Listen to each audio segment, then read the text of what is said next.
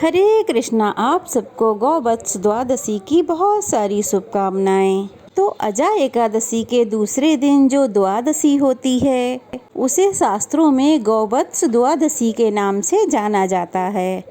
इस दिन भगवान श्री कृष्ण के साथ साथ गाय और बछड़े की पूजा की जाती है।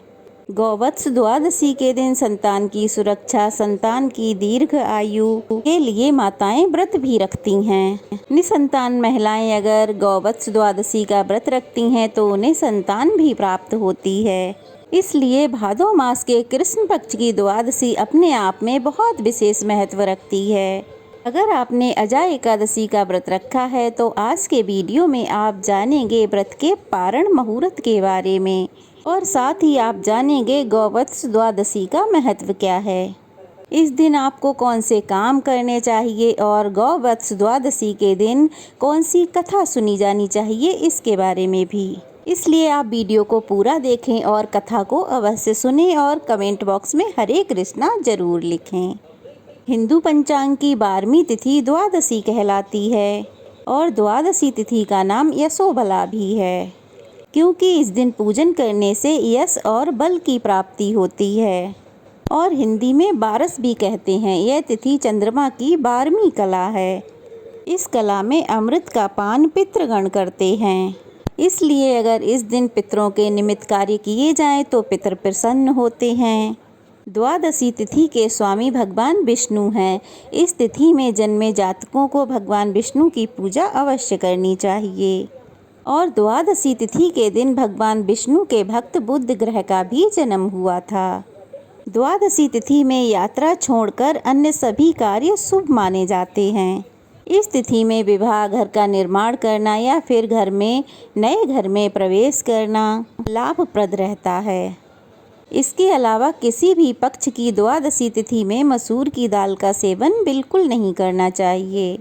जैसा कि हम सब जानते हैं 29 अगस्त के दिन गुरुवार के दिन अजा एकादशी का व्रत रखा गया है। तो एकादशी के अगले दिन व्रत का पारणा किया जाता है। द्वादशी तिथि प्रारंभ होगी 29 अगस्त गुरुवार की मध्यरात्रि 1:38 से और समाप्त होगी 30 अगस्त शुक्रवार को मध्यरात्रि 2:25 पे। यानी कि शुक्रवार को सुबह सूर्योदय से लेकर मध्य रात्रि तक द्वादशी विराजमान रहेगी। जब ऐसा संयोग बनता है तो उसे महाद्वादशी कहते हैं। और द्वादशी तिथि के दिन हरिवासर का जो समय है वो द्वादशी लगते ही प्रारंभ हो जाता है। इस बार हरिवासर का जो समय है वो शुक्रवार को सुबह 7 बजे समाप्त हो जाएगा। भक्तों को व्रत का पारण हमेशा शुभ मुहूर्त में ही करना चाहिए। शुभ मुहूर्त यानी कि सूर्योदय के बाद हरिवासर का समय बीतने के बाद। तो इसलिए इस बार अजा एकादशी का जो पारण है यानी कि जो व्रत खोला जाएगा वो सुबह 7 बजे से लेकर 10:25 के बीच में ही खोला जाएगा। अगर आप किसी कारण सुबह व्रत नहीं खोल सकते हैं क्योंकि सारा दिन ही द्वादशी तिथि विराजमान रहेगी, तो ऐसे में आप दोपहर 1 बजे से 3 बजे के बीच में भी अपना व्रत खोल सकते हैं। अजा एकादशी का व्रत रखने वाले भक्तों को द्वादशी के दिन सूर्योदय से पहले उठकर स्नान करना चाहिए। स्नान यदि हो सके तो पवित्र गंगा जी में, अगर नहीं हो सके तो घर के ही पानी में गंगा जल मिलाकर स्नान करना चाहिए। और तुलसी जी की जड़ की मिट्टी को अपने माथे पर और अपने शरीर पर लेप लगाकर स्नान करना चाहिए। स्नान करते समय गंगा, यमुना, सरस्वती नदियों का स्मरण करना चाहिए और हर हर गंगे कहते हुए स्नान करना चाहिए। फिर सूर्य देवता को अर्घ दें। फिर एक लोटे में काले तिल मिलाकर अपने पितरों को ध्यान करते हुए दक्षिण दिशा की तरफ मुंह करके पितरों को जल अर्पण करें। अब आपको मंदिर में गंगा जल छिड़क कर शुद्ध कर लेना है। भगवान के लिए भोग प्रसाद तैयार करके रख लेना है। भोग के लिए आप चावल की खिचड़ी बना सकते हैं या फिर पूड़ी, सब्जी, लौकी की सब्जी या आलू की सब्जी जिसमें तुलसी के पत्ते अवश्य हों और सेंधे नमक का प्रयोग किया गया हो, उसका भोग भी आप भगवान विष्णु को अर्पित कर सकते हैं। इसके अलावा आप पंचामृत का या फिर फलों का भोग भी भगवान को अर्पित कर सकते हैं। ध्यान रहे बिना तुलसी के भगवान को भोग अर्पित ना करें। धूप दीप जलाकर अपने द्वारा रखे गए एकादशी का पुण्य भगवान को अर्पित करते हुए कहें, हे लक्ष्मी नारायण भगवान, आपको बारंबार नमस्कार है। मेरे द्वारा रखे गए अजा एकादशी के व्रत का सारा पुण्य मैं आपके चरणों में अर्पित करता हूँ। कृपया आप इस व्रत को स्वीकार कीजिएगा। फिर आप संकल्पित जल को भगवान के चरणों में अर्पित कर दें और मंत्रों का जाप करें। और द्वादशी के दिन सुनी जाने वाली तुलसी माता की कथा भी अवश्य पढ़ें अथवा सुनें।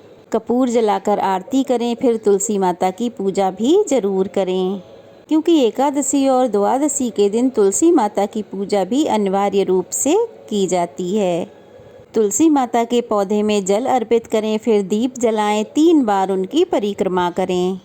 ओम हरि प्रियाय नमः, ओम श्री विष्णवे नमः मंत्रों का जाप करें। कोई भी फल या मिठाई तुलसी माता को अर्पण करें।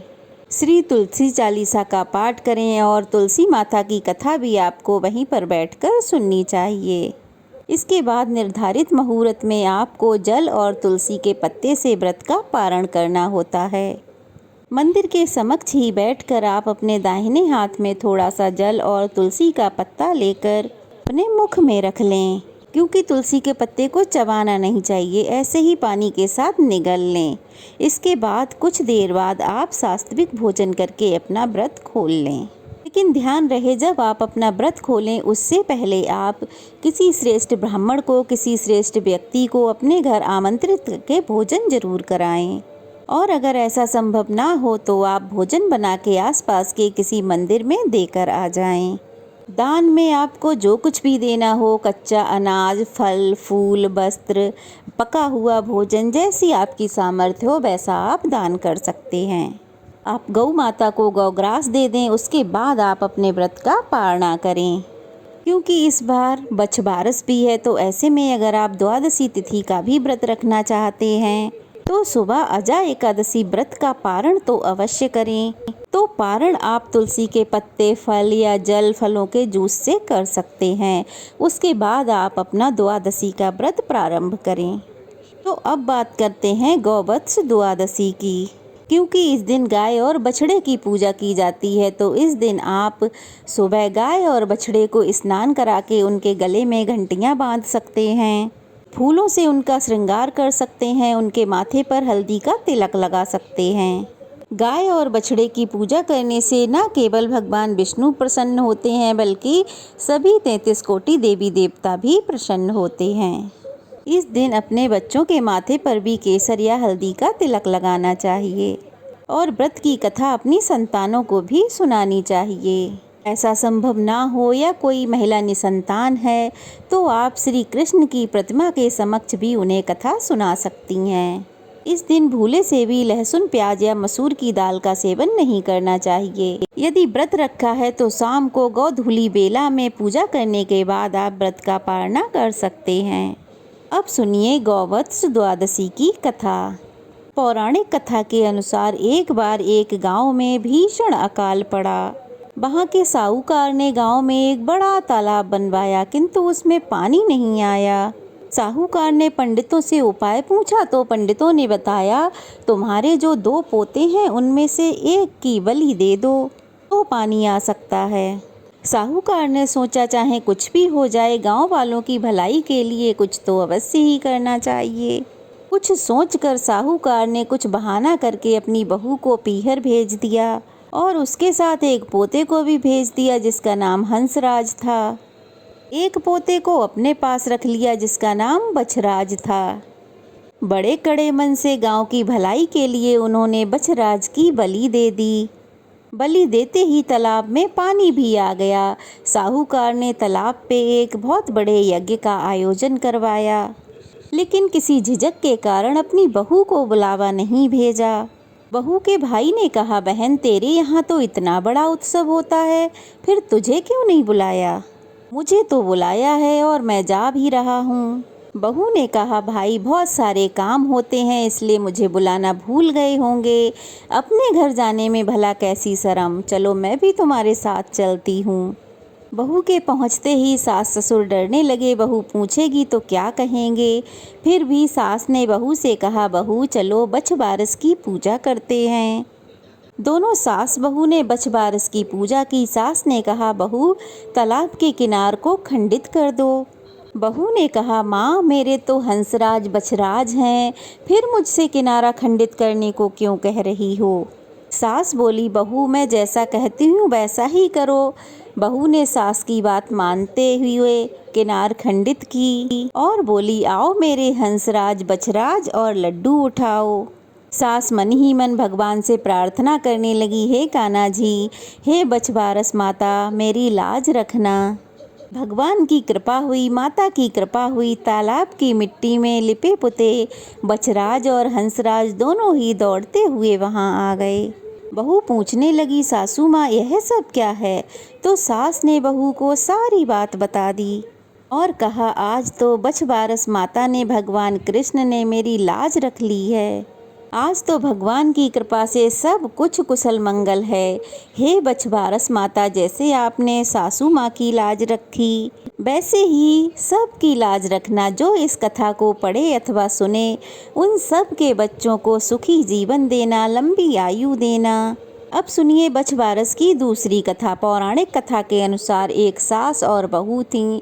सास को गाय चराने के लिए वन में जाना था, तो सास ने बहू से कहा, बहू आज बछबारस है, मैं तो गाय चराने जंगल जा रही हूँ, तुम गेहूँ लाकर पका लेना और धान लाकर उछेड़ लेना। बहू काम में व्यस्त थी, उसने ध्यान से नहीं सुना।